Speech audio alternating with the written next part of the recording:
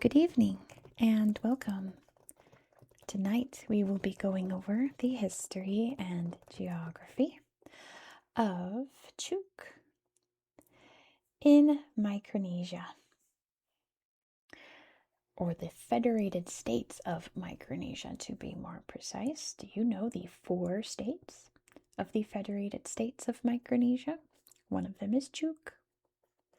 The other 2 are Kosrae, Yap, and Pohnpei. Micronesia is located in the Pacific Ocean. I want to say like northern Pacific Ocean, but don't think like Alaska. Think like above the equator. Kind of like how Hawaii is more north than the rest of the islands of the Pacific. And it is part of the region of Micronesia. There are 3 main regions of the Pacific Islands. There's Melanesia, Polynesia, Micronesia. And kind of like how the country of America is located in a continent called North America, Micronesia is located within Micronesia. Kind of like that. Just a little spoiler, the Micronesia region, where you can find other islands like Guam, Kiribati, all of those around there, the Marshall Islands, are really considered not very Pacific Islandy like Polynesia. You think Polynesia, you think luau's, grass skirts, tiki idols, those kinds of things. That's not really the culture in the countries within the Micronesia region. It's much more Western, and we'll talk about why that is in history. It's not that they don't have things like that. It's just that it's not as pervasive as in, say, Tonga or Samoa, places like that. Chuuk, as you can see, is a large coral atoll, and within it is Chuuk Lagoon. You can see here it's spelled Truck. The island was once called Truck. It was changed in 1990, I believe, to Chuuk. Probably correct pronunciation. So what is an atoll? This is a great example of one because it's not fully formed atoll. It's still technically kind of an island. So imagine, if you will, a big mountain in the ocean. Growing mountain. And growing around it is the coral. Slowly but surely, as the mountain erodes, or if it's volcanic, if it erupts, it slowly starts to break down and slowly sinks into the ocean. And as it sinks, the coral around it pops up to pretty much all that remains is a big ring of coral. Chuuk is very special because a lot of the tops of the mountain that was once here are still sticking up. They're volcanic islands, and it's slowly but surely sinking. It's not like it's going to sink like inevitably, but it's going to take like hundreds and hundreds of years for it to fully just truly sink, right? But the mountain peaks are still poking up. So counting the mountain islands and the coral atoll islands, there are around 290 islands belonging to Chuuk. But I think around like 30 or so of people living on them. The largest being right here, that's Weno, that's where the capital is. You can see the airport is there as well. Located within Chuuk Lagoon. Pretty interesting island shape. You can find them in the Pacific and the Indian Ocean, the coral atolls. You can see other atolls. Can you see other atolls on my map? Probably not. Anyway, let's talk about the history of Chuuk.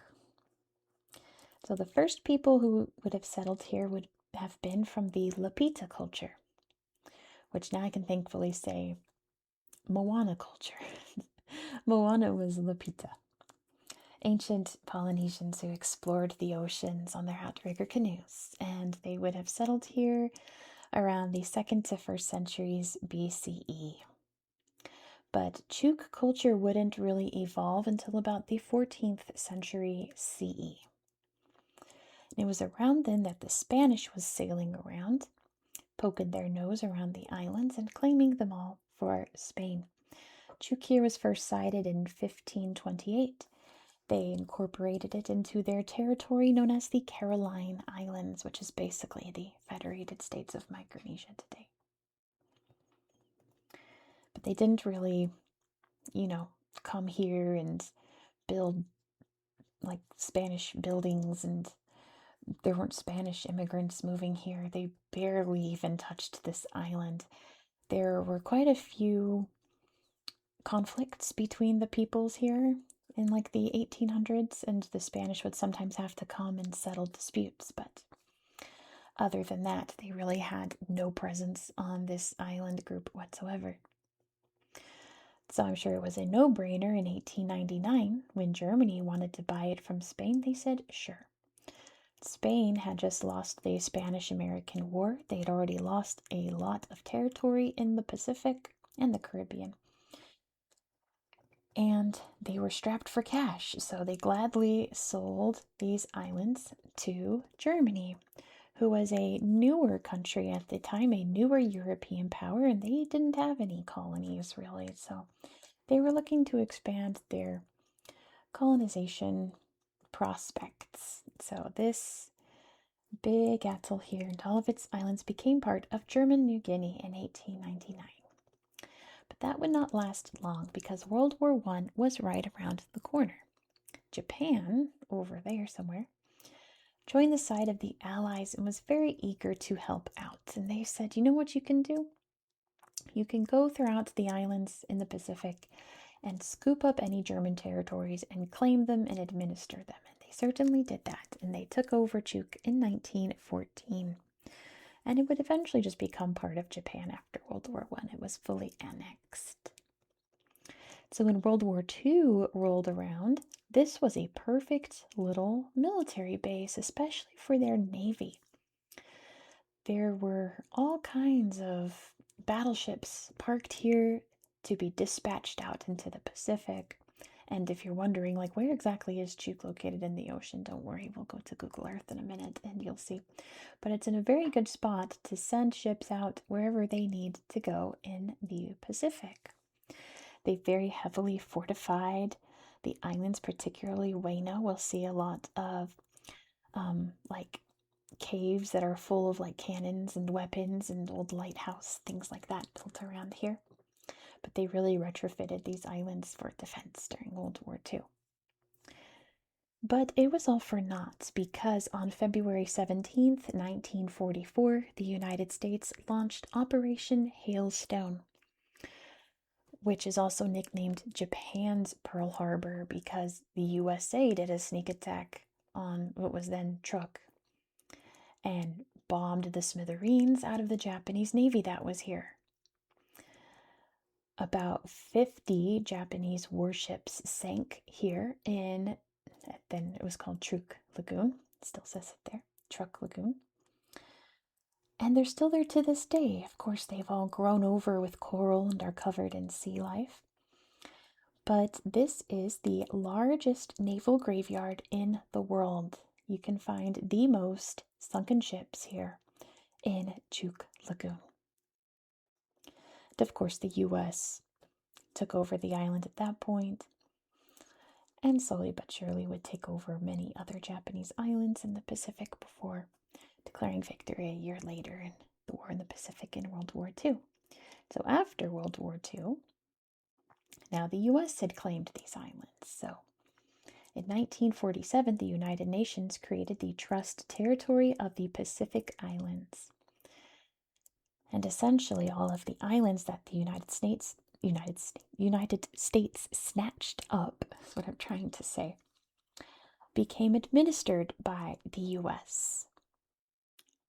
And, just kind of guiding and controlling these islands until eventually many of the areas, not Guam's still part of the U.S., and many other small islands that are now military bases, they were uninhabited before. But places like Micronesia declared their independence from the US, and eventually the Trust Territory was broken down in 1986. But places that were part of it that are now independent do still have some perks in the United States. Apparently, it's very easy to get employment in the US, college admission to the US, almost like pseudo US citizens here. And I have definitely met people from Chuuk and Yap in when I was living in California and Nevada. There's probably more Chuukies in the United States than in Chuuk right now. I wouldn't be surprised. But that is essentially the history of Chuuk. There was a brief independence movement in the 2010s where they tried to get a referendum going to vote for independence from Micronesia, but they never got to hold the vote. It got delayed a bunch and they finally pushed it to March 2020. So then, of course, it got canceled and it's just never been reheld. So today it's still part of Micronesia, one of the 4 states of Micronesia, which again, Chuuk, Kosrae, Yap, Pohnpei. It's going to be a while before we come back to Micronesia, isn't it? Not till we get to the caves. But anyway, that is the history of Chuuk. Let me go grab my tablet and we will explore some shipwrecks and some beautiful islands on Chuuk. Let's go. Here we are in Chuuk. I don't know why the pin is way over here, but oh well. There's good old Chuuk. So let's zoom out so you can see exactly where we are in the world. You can see it says Caroline Islands there. Micronesia. Dum-dum. I told you Guam is not too terribly far off. Marianas too, also part of that Pacific, or Trust of the Pacific. Anyway, Japan's just up there. You can see Papua New Guinea is just to the south here. So yeah. So like I said, like north of the equator, right? Because Polynesia is down here. There we go. This is Polynesia, Fiji, Tonga, Samoa, French Polynesia. This is Melanesia. I guess you can count Indigenous Australians, Torres Strait Islanders as like Melanesian peoples, technically. And then Micronesia up here. The Hufflepuff of the sea. They're the others. We're here too. So let's start over here in Weno, the capital. It's not really much to see. It's in the town at least. Let's see. You can see the airport up. Goodness, the airport up there. But yeah, that's that. We've got some. There we go. Some big boom booms over here, hiding out in the cave, ready to shoot down some airplanes. Why isn't it loading? There we go. You can see the old fort decaying there, and in old caves as well. Big boom boom. It's that way, you guys. Past the rusty old car and the rusty old water tank, and you go hiking up there to find it. In the scary caves, scary Japanese caves up here. I wonder if there's like, yeah, up this trail past the rusty car. I wonder if you can find treasures, like if you dig around, maybe find a little, I don't know, like little pins, something or other from that time from the Japanese soldiers here. I don't know. Over here we can see the World War II lighthouse. Also pretty dilapidated and run down. They're climbing on top of it. Probably not very safe to do, but I don't know, maybe it is. It is cement. It's the old light there. Let's see, it's not there anymore, but you can peek out and look around. Look how beautiful that water is. There's another big boom resting out in the forest. Little pillars there by the staircase. They made it nice. They decorated it by the stairs leading up to the lighthouse. And look at that sunset. Beautiful, beautiful, beautiful. Wow. So yeah, there's quite a few sites like that scattered around the islands. Those were the best examples that I found. I saw a thing about this school and how it's like rated one of the best schools in the Pacific. Good for them. That's pretty great. But yeah, that is little Weno, and you can see some sunken ships. Let's take a look. Of course, all rusticled over. Wow. And there's lots and lots of diving. This is considered a diver's paradise because there are all kinds of little shipwrecks all over the place. And you'll find Ariel and Flounder. Oh no, no pictures at Unkai Maru. Here's Rio de Janeiro Maru. Or at least what it looks like under the water. Looks like it sank sideways. There's some photos that people took down there. Large 8-deck passenger liner built for OSK Line in 1930. It got converted into a submarine depot ship, later refitted and used as a special supply and transport vessel. Of course, it is now at the bottom of the water. So you see what I mean when there's like 200 islands? Like, there's a lot. Because again, those are the tops of the mountain that once rose up here. And you can see the coral that grew around the base of the mountain rising up. Let's find some more shipwrecks. There's a bunch of them. Let's see. I think they're all mostly over there. I don't think I really found anything else on the other islands to look at. They are very tiny communities after all, and I don't think I really found anything on the coral atolls. You can see the little islands there in the coral. Coralline Islands. It's a dive spot. There's another one, Nipo Maru, Hayden. There's a bunch of popping up now. Look at this. Well, that's something. I'm not quite sure what. But there it is. Look at all overgrown. Wow. It looks like this is a memorial plaque here, and they've left some drinks. That's what it looks like, at least. Old abandoned building here by the dive spot. Little bird is hanging out too. Wow. They're putting their clothes up to dry inside here. And they're diving down. Look at all the coral growing all over these ships. Wow, that's a beautiful tree. That's pretty great. Looks like a little submarine. You can see the person right there. Maybe a torpedo or something. Beautiful. Exploring these wrecks. Momokawa Maru. Do you have pictures, Momokawa? Why is it taking so long to load? I guess not. Just photos. How about Nipo Maru? Alright. What is going on? I haven't had internet issues in a long time in my office.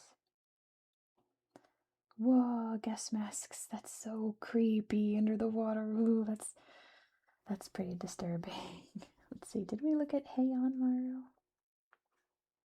No, look at these. Look at dishes. Wow. My goodness.